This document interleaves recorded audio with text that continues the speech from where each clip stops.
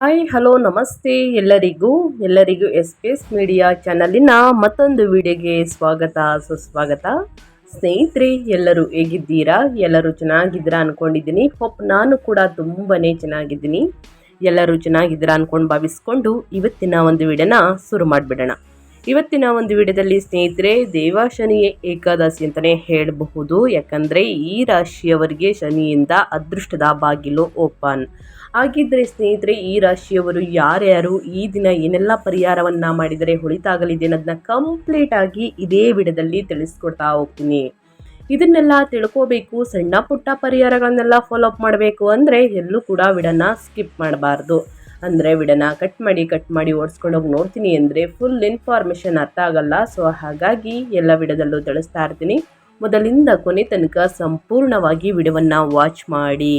ವಿಡಿಯೋದಲ್ಲಿ ಒಳ್ಳೆ ಮಾಹಿತಿ ಸಿಕ್ಕಿದ್ದಲ್ಲಿ, ಈ ವಿಡಿಯೋ ಯೂಸ್ಫುಲ್ ಅನಿಸಿದ್ದಲ್ಲಿ ವಿಡಿಯೋಗೆ ಲೈಕ್ ಮಾಡೋದನ್ನ ಮರ್ತಿದ್ರೆ ಲೈಕ್ ಮಾಡಿ. ಇನ್ನೂ ನನ್ನ ಚಾನಲ್ನ ಸಬ್ಸ್ಕ್ರೈಬ್ ಮಾಡ್ಕೊಂಡಿಲ್ಲ ಅಂದರೆ ಎಸ್ ಪಿ ಎಸ್ ಮೀಡಿಯಾಗೆ ಸಬ್ಸ್ಕ್ರೈಬ್ ಆಗಿ ನಿಮ್ಮ ಅಭಿಪ್ರಾಯಗಳನ್ನು ಕಮೆಂಟ್ ಬಾಕ್ಸಲ್ಲಿ ತಿಳಿಸಬಹುದು. ಯಾರೆಲ್ಲ ಸಬ್ಸ್ಕ್ರೈಬ್ ಮಾಡಿಕೊಂಡು ಪ್ರತಿನಿತ್ಯ ವಿಡಿಯೋ ವಾಚ್ ಮಾಡ್ತಿದ್ದೀರಾ ಸ್ನೇಹಿತರೆ, ಅಂಥವರಿಗೆ ಥ್ಯಾಂಕ್ ಯು ಸೋ ಮಚ್ ಅಂತ ಹೇಳ್ತಾ ವಿಡಿಯೋದ ಕಡೆ ಗಮನ ಕೊಟ್ಬಿಡೋಣ. ಹೆಚ್ಚು ಫ್ಯಾಮಿಲಿಗೆ, ಫ್ರೆಂಡ್ಸ್ಗೆ ಈ ರಾಶಿಯನ್ನು ಯಾರೆಲ್ಲ ಹೊಂದಿದ್ದಾರೆ ಅವ್ರಿಗೆ ವಿಡಿಯೋವನ್ನು ಶೇರ್ ಮಾಡಿ. ನಿಮ್ಮ ಕಡೆಯಿಂದ ಅದೃಷ್ಟದ ಭವಿಷ್ಯವನ್ನು ಅವರು ಕೂಡ ತಿಳ್ಕೊಂಡಂಗಾಗುತ್ತೆ. ಓಕೆ, ಯಾರೆಲ್ಲ ಸಬ್ಸ್ಕ್ರೈಬ್ ಮಾಡ್ಕೊಂಡಿದ್ದೀರಾ ಅವ್ರಿಗೆ ಮತ್ತೊಮ್ಮೆ ಥ್ಯಾಂಕ್ ಯು ಸೋ ಮಚ್ ಅಂತ ಹೇಳ್ತಾ ಕಮೆಂಟ್ ಬಾಕ್ಸಲ್ಲಿ ಓಂ ಶಾಂ ಶನೀಶ್ವರಾಯ ನಮಃ ಅಂತ ಕಮೆಂಟ್ ಮಾಡಿ ಸ್ನೇಹಿತರೆ. ಶನಿದೇವರ ಅನುಗ್ರಹ ನಿಮ್ಮ ಮೇಲಿರಲಿ. ಕಷ್ಟ, ಸಮಸ್ಯೆ, ಅಡಚಣೆ ಏನೇ ಇದ್ದರೂ ಕೂಡ ಅವೆಲ್ಲವೂ ಸಂಪೂರ್ಣವಾಗಿ ನಿವಾರಣೆಯಾಗಲಿ ಅಂತ ಕೇಳ್ಕೊತಾ ವಿಡಿಯೋದ ಕಡೆ ಗಮನ ಕೊಟ್ಬಿಡೋಣ. ಇಂದು ಸ್ನೇಹಿತರೆ ಜುಲೈ 25ರಂದು ದೇವಶಯನಿ ಏಕಾದಶಿ ಸ್ನೇಹಿತರೆ. ಈ ರಾಶಿಯವರಿಗೆ ಶನಿಯಿಂದ ಅದೃಷ್ಟದ ಬಾಗಿಲು ಓಪನ್ ಅಂತಲೇ ಹೇಳಬಹುದು.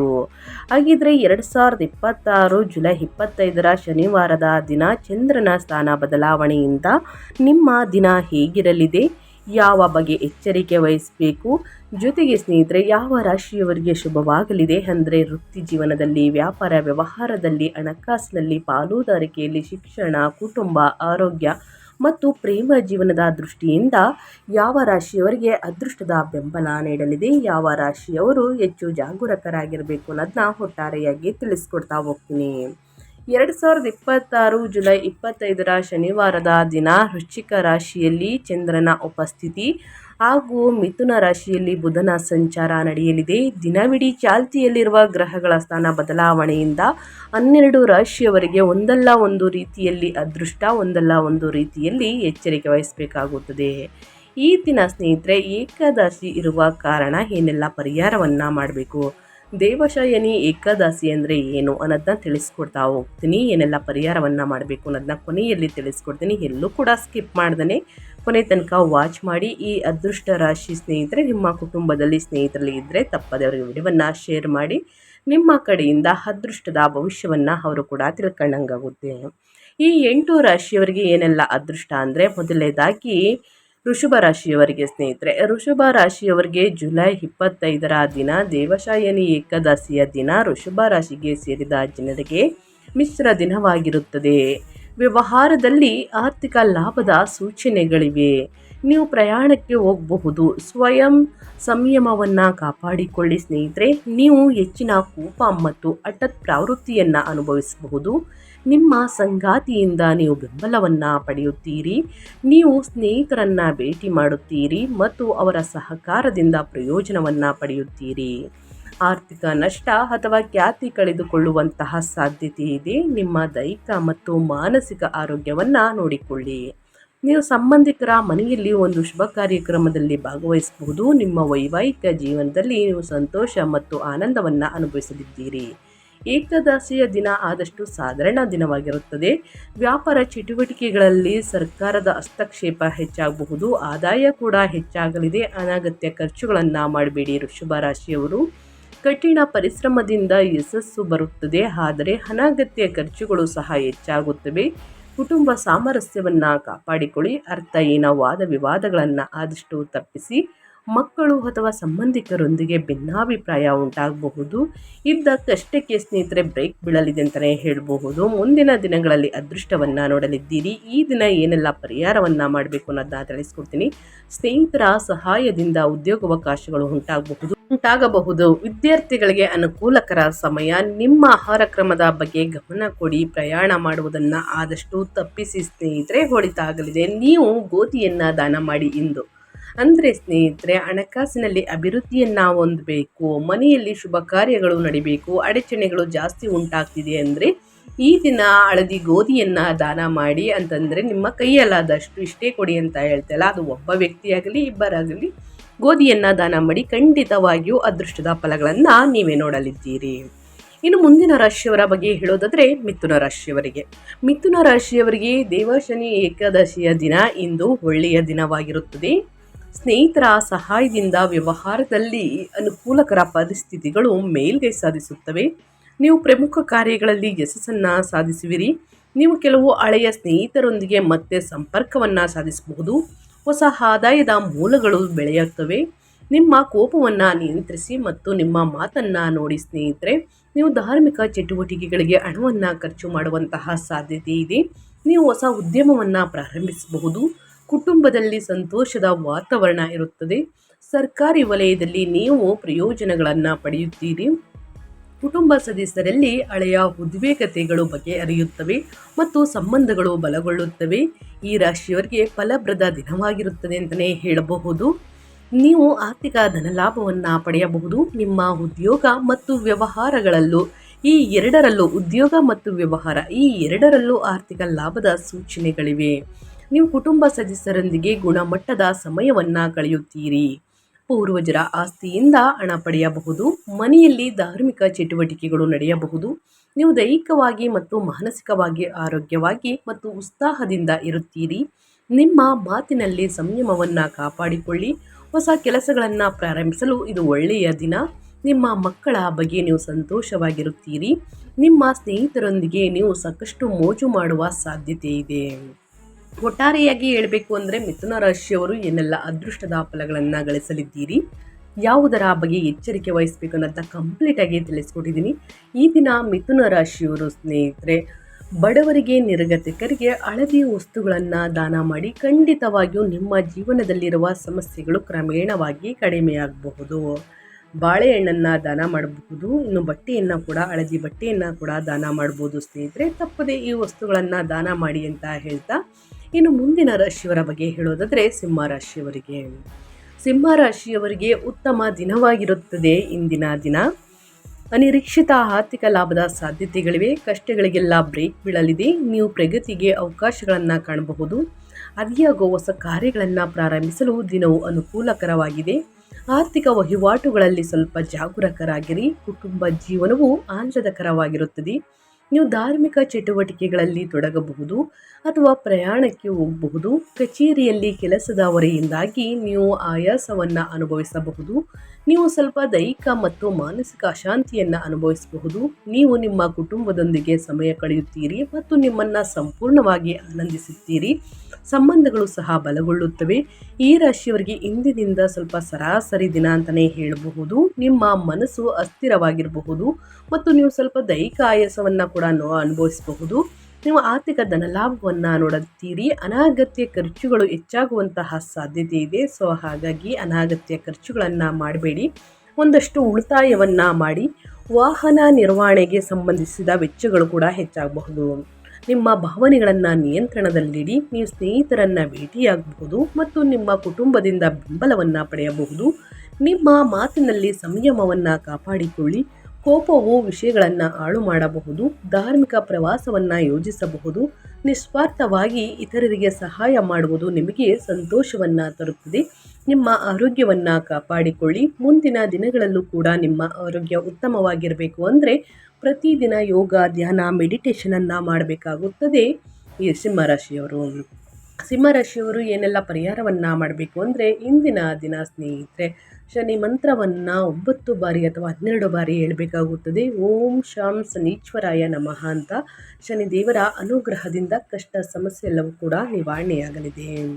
ಇನ್ನು ಮುಂದಿನ ರಾಶಿಯವರ ಬಗ್ಗೆ ಹೇಳೋದಾದರೆ ತುಲಾರಾಶಿಯವರಿಗೆ ಒಳ್ಳೆಯ ದಿನವಾಗಿರುತ್ತದೆ. ದೇವಶಯನಿ ಏಕಾದಶಿಯ ದಿನ ಸ್ನೇಹಿತರೆ. ಈ ಏಕಾದಶಿ ದಿನ ಬಹಳಷ್ಟು ಅದೃಷ್ಟವನ್ನು ತುಲಾರಾಶಿಯವರಿಗೆ ನೀಡಲಿದೆ ಅಂತಲೇ ಹೇಳ್ಬೋದು.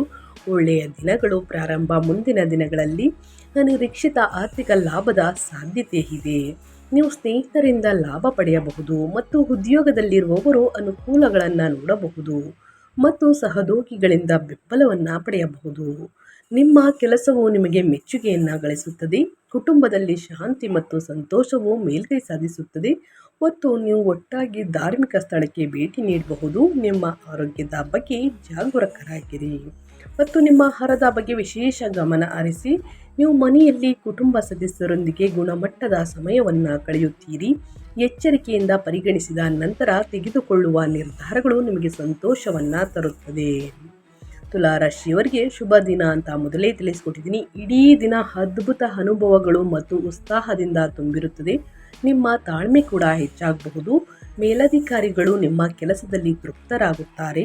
ನೀವು ಸ್ನೇಹಿತರು ಮತ್ತು ಪ್ರೀತಿ ಪಾತ್ರರೊಂದಿಗೆ ಆನಂದಕರ ಸಮಯವನ್ನು ಕಳೆಯುತ್ತೀರಿ. ನೀವು ಹೊಸ ವಾಹನದ ಆನಂದವನ್ನು ಆನಂದಿಸಬಹುದು. ಆರ್ಥಿಕವಾಗಿ ಇದು ಪ್ರಯೋಜನಕಾರಿ ದಿನವಾಗಿರುತ್ತದೆ.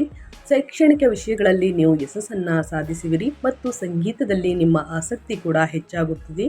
ಆದರೆ ನೀವು ಕೆಲವು ದೈಹಿಕ ಅಸ್ವಸ್ಥತೆ ಮತ್ತು ಮಾನಸಿಕ ಆತಂಕವನ್ನು ಅನುಭವಿಸಬಹುದು. ನೀವು ಪ್ರೀತಿ ಪಾತ್ರರ ಜೊತೆ ವಿಹಾರಕ್ಕೆ ಕೂಡ ಹೋಗಬಹುದು. ಒಟ್ಟಾರೆಯಾಗಿ ಏನೆಲ್ಲ ಅದೃಷ್ಟದ ಫಲಗಳನ್ನು ಗಳಿಸಲಿದ್ದೀರಿ ಅನ್ನೋದನ್ನ ಕಂಪ್ಲೀಟಾಗಿ ತಿಳಿಸ್ಕೊಟ್ಟಿದ್ದೀನಿ ತುಲಾರಾಶಿಯವರಿಗೆ. ಇಂದು ಆದಷ್ಟು ನಿಮ್ಮ ಕೈಯಲ್ಲಾದಷ್ಟು ಬಡವರಿಗೆ, ನಿರ್ಗತಿಕರಿಗೆ ಕಪ್ಪು ಎಳ್ಳನ್ನು ದಾನ ಮಾಡಿ ಸ್ನೇಹಿತರೆ. ಕಪ್ಪು ಎಳ್ಳನ್ನು ದಾನ ಮಾಡುವುದರಿಂದ ವ್ಯವಹಾರದಲ್ಲಿ, ವ್ಯಾಪಾರದಲ್ಲಿ, ನಿಮ್ಮ ಆರೋಗ್ಯದಲ್ಲಿ ಏನಾದರೂ ತೊಂದರೆ ಇದ್ದರೆ ಅವೆಲ್ಲವೂ ಕೂಡ ನಿವಾರಣೆಯಾಗಲಿದೆ. ಸೊ ಹಾಗಾಗಿ ತಪ್ಪದೆ ಈ ಒಂದು ಪರಿಹಾರವನ್ನು ಮಾಡಿ ಅಂತ ಹೇಳ್ತಾ, ಇನ್ನು ಮುಂದಿನ ರಾಶಿಯವರ ಬಗ್ಗೆ ಹೇಳೋದಾದರೆ ಧನುರಾಶಿಯವರಿಗೆ ಸರಾಸರಿ ದಿನವಾಗಿರುತ್ತದೆ ಸ್ನೇಹಿತರೆ. ಇಂದಿನಿಂದ ಸ್ವಲ್ಪ, ಏಕೆಂದರೆ ಆರ್ಥಿಕ ಲಾಭದ ಸಾಧ್ಯತೆಗಳಿದ್ದರೂ ಅದಕ್ಕೆ ಕಠಿಣ ಪರಿಶ್ರಮ ಬೇಕಾಗುತ್ತದೆ. ಧನುರಾಶಿಯ ವ್ಯಕ್ತಿಗಳಿಗೆ ಕೆಲಸದಲ್ಲಿ ನಿಮಗೆ ಹೆಚ್ಚುವರಿ ಜವಾಬ್ದಾರಿಗಳು ಕೂಡ ಸಿಗಬಹುದು. ಕೋಪ ಮತ್ತು ಮಾತಿನ ಬಗ್ಗೆ ಸಂಯಮವನ್ನು ಕಾಪಾಡಿಕೊಳ್ಳಿ. ಕುಟುಂಬದೊಳಗೆ ಭಿನ್ನಾಭಿಪ್ರಾಯ ಬರುವಂತಹ ಸಾಧ್ಯತೆ ಇದೆ ಮತ್ತು ಮಾನಸಿಕ ಒತ್ತಡ ಹೆಚ್ಚಾಗಬಹುದು. ನಕಾರಾತ್ಮಕ ಆಲೋಚನೆಗಳಿಂದ ದೂರವಿರಿ. ಮಾನಸಿಕ ಮತ್ತು ದೈಹಿಕ ಆರೋಗ್ಯ ಸಮಸ್ಯೆಗಳು ಕೆಲವು ತೊಂದರೆಗಳನ್ನು ಉಂಟು ಮಾಡಬಹುದು. ವೆಚ್ಚಗಳು ಕೂಡ ಹೆಚ್ಚಾಗಬಹುದು. ಸಾಮಾಜಿಕ ಕೂಟಗಳಲ್ಲಿ ಭಾಗವಹಿಸಿ ಮತ್ತು ಹೊಸ ಸ್ನೇಹಿತರನ್ನು ಮಾಡಿಕೊಳ್ಳಲು ಸಮಯವನ್ನು ಕಳೆಯಿರಿ. ಈ ರಾಶಿಯ ವ್ಯಕ್ತಿಗಳಿಗೆ ಒಳ್ಳೆಯ ದಿನಗಳು ಮುಂದಿನ ದಿನಗಳಲ್ಲಿ ಸಿಗಲಿದೆ. ನೀವು ಅನಿರೀಕ್ಷಿತ ಆರ್ಥಿಕ ಲಾಭಗಳನ್ನು ಪಡೆಯಬಹುದು.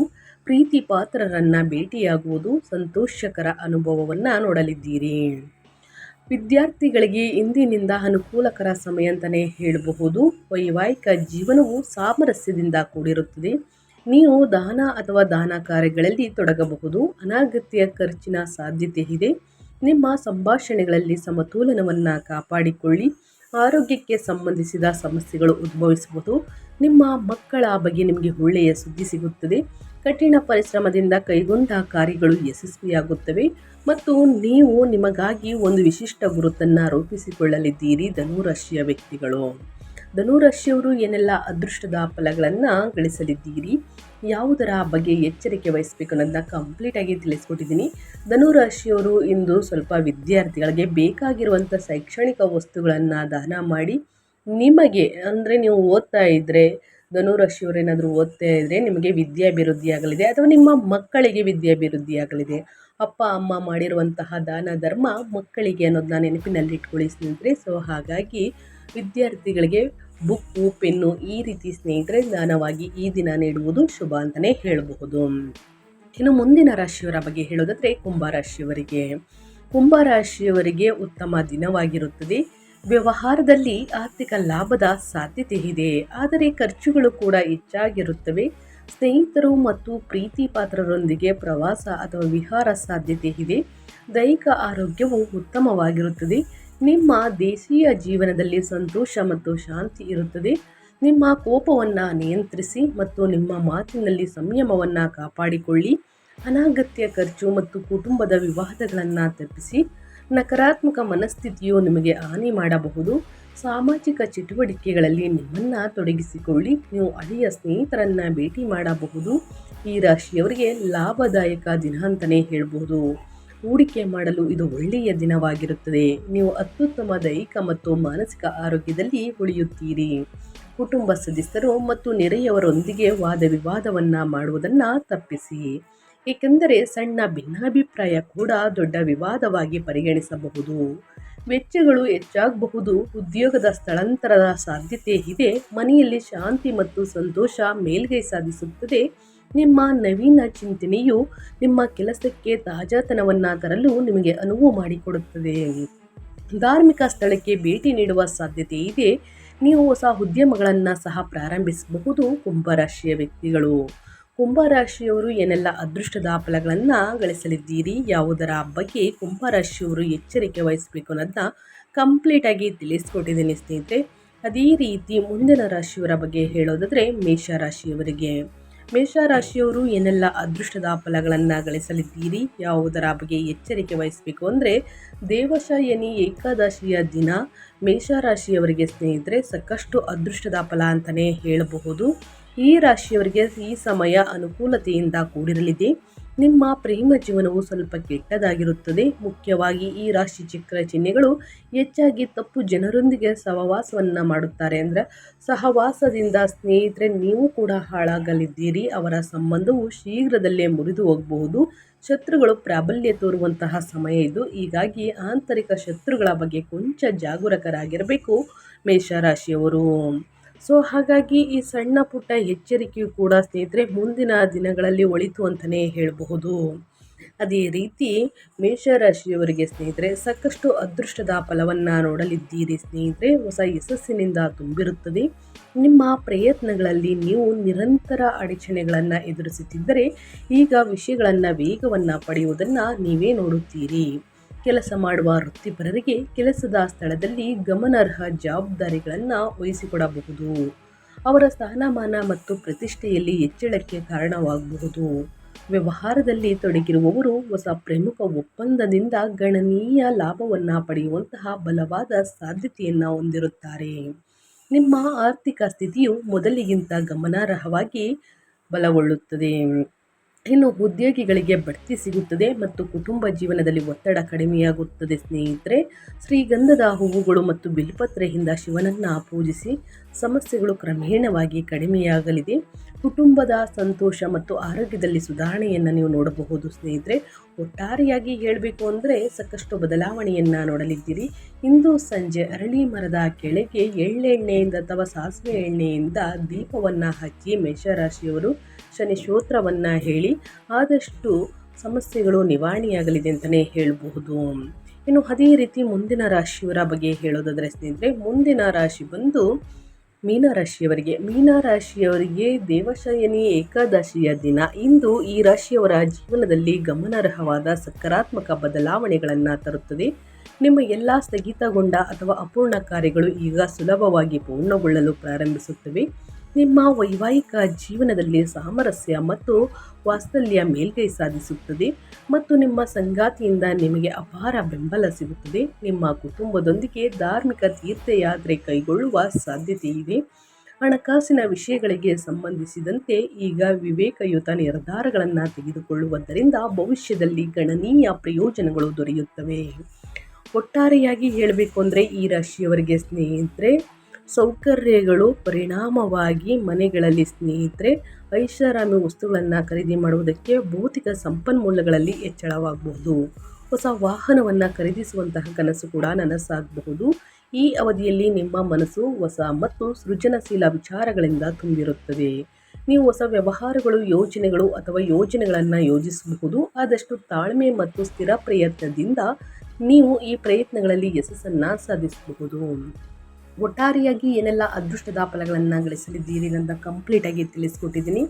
ಈ ದಿನ ಸಂಜೆ ನೀವು ಮಾಡುವಂತಹ ಸ್ನಾನದ ನೀರಿಗೆ 1 ಕಾಳು ಕಲ್ಲುಪ್ಪು, ಚಿಟಿಕೆ ಅರಿಶಿಣವನ್ನು ಹಾಕಿ ಸ್ನಾನವನ್ನು ಮಾಡಿ ತುಪ್ಪದ ದೀಪವನ್ನು ಹಚ್ಚಿ ಅಥವಾ ಎಳ್ಳೆಣ್ಣೆ ದೀಪವನ್ನು ಹಚ್ಚಬಹುದು ಅಥವಾ ಸಾಸಿವೆ ಎಣ್ಣೆಯ ದೀಪವನ್ನು ಹಚ್ಚಿ ಶನಿ ಸ್ತೋತ್ರವನ್ನು ಹೇಳಿ ಆದಷ್ಟು ನಿಮ್ಮ ಸಮಸ್ಯೆಗಳು ಕ್ರಮೇಣವಾಗಿ ಕಡಿಮೆಯಾಗಲಿದೆ. ಬಡವರಿಗೆ, ನಿರ್ಗತಿಕರಿಗೆ, ಅಸಹಾಯಕರಿಗೆ ಕಪ್ಪು ಎಳ್ಳನ್ನು, ಬೇಕಾಗಿರುವಂತಹ ಕಬ್ಬಿಣದ ವಸ್ತುಗಳನ್ನು, ಛತ್ರಿ, ಚಪ್ಪಲಿ, ಕಂಬಳಿಯನ್ನು ದಾನ ಮಾಡಿ. ಇದು ಶನಿದೇವರಿಗೆ ಪ್ರಿಯವಾಗಿರುವಂತಹ ವಸ್ತುಗಳು, ಕಪ್ಪು ವಸ್ತು. ಸೊ ಹಾಗಾಗಿ ದಾನ ಮಾಡುವುದರಿಂದ ನಿಮ್ಮ ಜೀವನದಲ್ಲಿರುವ ಸಮಸ್ಯೆಗಳು ಕ್ರಮೇಣವಾಗಿ ಕಡಿಮೆಯಾಗಲಿದೆ. ಸೊ ಈ ಪರಿಹಾರಗಳನ್ನು ಮಾಡಿ ಅಂತ ಹೇಳ್ತಾ ನಾನು ವಿಡಿಯೋವನ್ನು ಎಂಡ್ ಮಾಡ್ತಾ ಇದ್ದೀನಿ. ಇವತ್ತಿನ ಒಂದು ವಿಡಿಯೋದಲ್ಲಿ ಸಂಪೂರ್ಣ ಮಾಹಿತಿ ಸಿಕ್ಕಿದ್ದಲ್ಲಿ, ಈ ವಿಡಿಯೋ ಯೂಸ್ಫುಲ್ ಅನಿಸಿದ್ದಲ್ಲಿ ವಿಡಿಯೋಗೆ ಲೈಕ್ ಮಾಡಿಲ್ಲ ಅಂದರೆ ದಯವಿಟ್ಟು ಲೈಕ್ ಮಾಡಿ. ಇನ್ನೂ ನನ್ನ ಚಾನಲ್ನ ಸಬ್ಸ್ಕ್ರೈಬ್ ಮಾಡ್ಕೊಂಡಿಲ್ಲ ಅಂದರೆ SPS ಮೀಡಿಯಾಗೆ ಸಬ್ಸ್ಕ್ರೈಬ್ ಆಗಿ ನಿಮ್ಮ ಅಭಿಪ್ರಾಯಗಳನ್ನು ಕಮೆಂಟ್ ಬಾಕ್ಸಲ್ಲಿ ತಿಳಿಸಬಹುದು. ಯಾರೆಲ್ಲ ಸಬ್ಸ್ಕ್ರೈಬ್ ಮಾಡಿಕೊಂಡು ಪ್ರತಿನಿತ್ಯ ವಿಡಿಯೋ ವಾಚ್ ಮಾಡ್ತಿದ್ರಾ ಅಂಥವರಿಗೆ ಥ್ಯಾಂಕ್ ಯು ಸೋ ಮಚ್ ಅಂತ ಹೇಳ್ತಾ, ನಿಮಗೂ ಮತ್ತು ನಿಮ್ಮ ಕುಟುಂಬಕ್ಕೆ ತುಂಬಾ ಒಳ್ಳೆಯದಾಗಲಿ. ಮತ್ತೊಂದು ವಿಡಿಯೋ ಜೊತೆ ಮತ್ತೊಂದು ಹೊಸ ಭವಿಷ್ಯದಲ್ಲಿ ಸಿಗ್ತೀನಿ. Thank you for watching.